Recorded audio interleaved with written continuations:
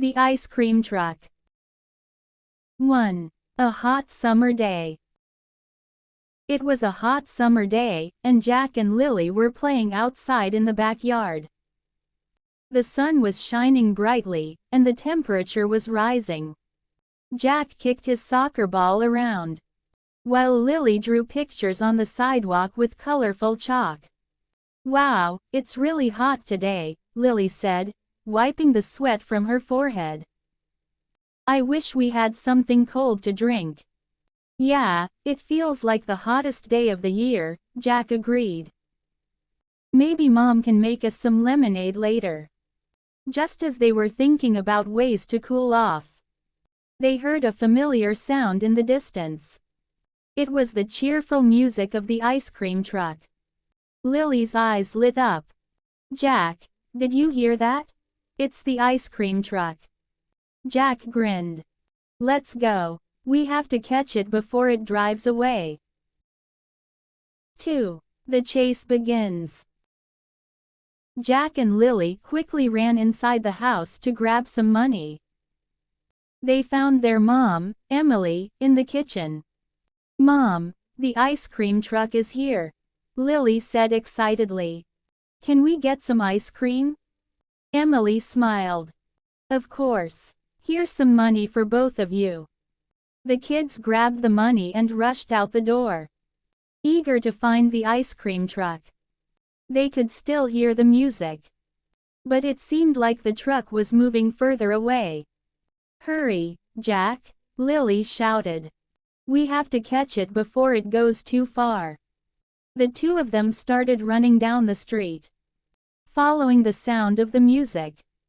They saw other kids from the neighborhood also running toward the truck, hoping to get their favorite ice cream treats. 3. Catching the ice cream truck. After running for a few blocks, Jack and Lily finally spotted the ice cream truck. It was parked on the corner of the street, surrounded by a group of kids, all waiting in line for their turn to buy ice cream. "There it is," Jack said, pointing. "We made it." They joined the line and waited patiently for their turn. The ice cream truck was brightly colored with pictures of different ice cream flavors on the side. The friendly ice cream man, Mr. Diaz, was serving cones, popsicles, and ice cream bars to the excited children. When it was finally Jack and Lily's turn, Mr. Diaz smiled at them. "Hello, kids. What would you like today?" Jack looked at the menu and thought for a moment. "I'll have a chocolate ice cream cone, please." Lily pointed to a colorful popsicle. "Can I have the rainbow popsicle?" Mr. Diaz quickly prepared their treats and handed them over. "Here you go. Enjoy." 4. Enjoying the ice cream. Jack and Lily found a shady spot under a big tree and sat down to enjoy their ice cream. The cold, sweet treat was exactly what they needed on such a hot day. "This is the best ice cream ever," Lily said, licking her popsicle. "I love the rainbow colors." Jack nodded, happily eating his chocolate ice cream. "I've been waiting for the ice cream truck all summer. It's always so exciting when it comes to the neighborhood." As they ate, some of their friends from school came over to join them. Diego, Sarah, and Mia all had their own ice cream treats and sat down with Jack and Lily. "Did you guys hear the ice cream truck too?" Diego asked, holding his ice cream sandwich. "Yeah, we heard the music from our house and ran over as fast as we could," Jack said. 5. Playing in the park. After finishing their ice cream, the kids decided to head to the park to play for a while. The park was just down the street, and it was a perfect place to have fun on a summer day. They raced each other to the playground, laughing and shouting as they ran. Diego was the fastest and reached the swings first. "I win." Diego called out, hopping onto a swing. Jack and Lily joined him, while Sarah and Mia climbed onto the jungle gym. "I love summer," Lily said as she swung back and forth. "We get to play outside all day and eat ice cream whenever we want." Mia agreed. "And there's no school. We can do whatever we want." The kids spent the next hour playing tag, swinging on the swings, and climbing the jungle gym. It was the perfect way to spend a summer afternoon. 6. Heading home. As the sun began to set, the kids knew it was time to head home. They were tired from running around all day, but they were also happy and full of fun memories. "I had such a great day," Sarah said as they walked home together. "The ice cream, the park, and hanging out with friends, it doesn't get any better than that." Jack nodded. "Yeah, today was awesome. I'm glad we caught the ice cream truck." Lily smiled. "I hope the ice cream truck comes back tomorrow. We can do this all over again." When they got back to their house, Emily was waiting for them on the porch. "Did you have fun, kids?" "We had the best day ever, Mom," Jack said, hugging her. "We got ice cream and played at the park with our friends." Lily added, "It was perfect. I can't wait for tomorrow." Emily smiled, happy to see her kids enjoying their summer so much. "Well, there's still plenty of summer left for more fun." Sarah's emergency call. 1. A quiet afternoon. It was a quiet Saturday afternoon. And Sarah was at home with her younger brother, Tom. Their parents had gone out to run some errands and would be back later. So Sarah was in charge of watching Tom for a few hours. "Do you want to watch a movie?" Sarah asked her brother. Tom nodded eagerly. "Yes, let's watch the one with the superheroes." The two of them sat on the couch, eating popcorn and enjoying the movie. Everything seemed perfect, but suddenly, Sarah heard a strange noise from the kitchen. It sounded like water running. "Tom, stay here. I'm going to check something," Sarah said, standing up. When she walked into the kitchen, Sarah was shocked. The sink was overflowing with water. And it was quickly spreading across the floor. "Oh no," Sarah gasped. "The sink is broken." She knew she had to act quickly before the water caused any serious damage. 2. The problem gets worse. Sarah ran over to the sink and tried to turn off the water. But the handle was stuck, and the water kept pouring out. "What am I going to do?" Sarah thought, feeling a little panicked. Just then, Tom came into the kitchen and saw the water flooding the floor. "Sarah, what's happening? The water is everywhere."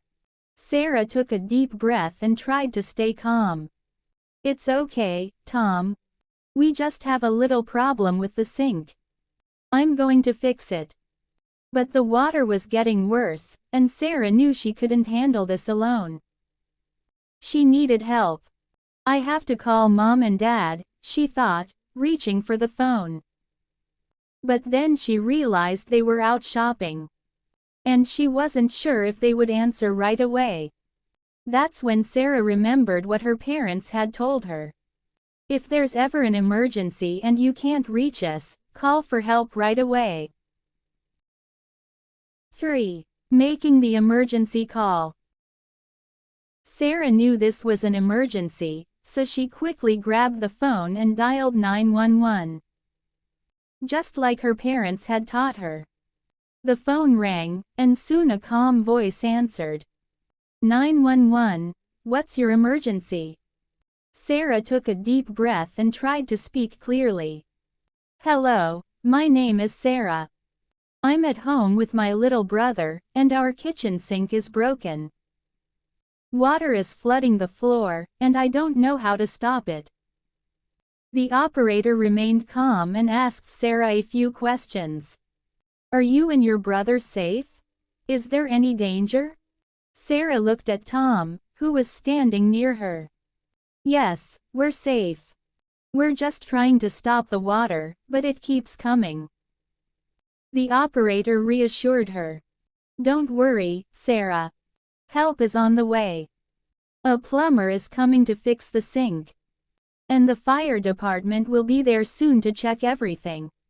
In the meantime, can you find the water shut-off valve in your house? It's usually near the sink or in the basement. Sarah nodded, even though the operator couldn't see her. I think I know where it is. I'll go check right now. 4. Finding the water valve. Sarah quickly led Tom down to the basement, where she remembered seeing the water shut-off valve before. She had seen her dad use it once when they had a similar problem with the pipes. There it is, Sarah said, spotting the valve near the wall. She turned the valve with all her strength, and slowly, the water stopped flowing from the sink. I did it, Sarah said with relief. The water is off. Tom smiled at his sister. You're so smart, Sarah. You saved the house. Sarah felt proud of herself, but she knew the problem wasn't completely fixed yet. The floor was still wet, and they needed professional help. 5. Help arrives. About 10 minutes later, Sarah heard a knock at the door. She opened it and found 2 firefighters standing outside, along with a plumber. Are you Sarah? One of the firefighters asked with a friendly smile. Sarah nodded. Yes, I'm Sarah.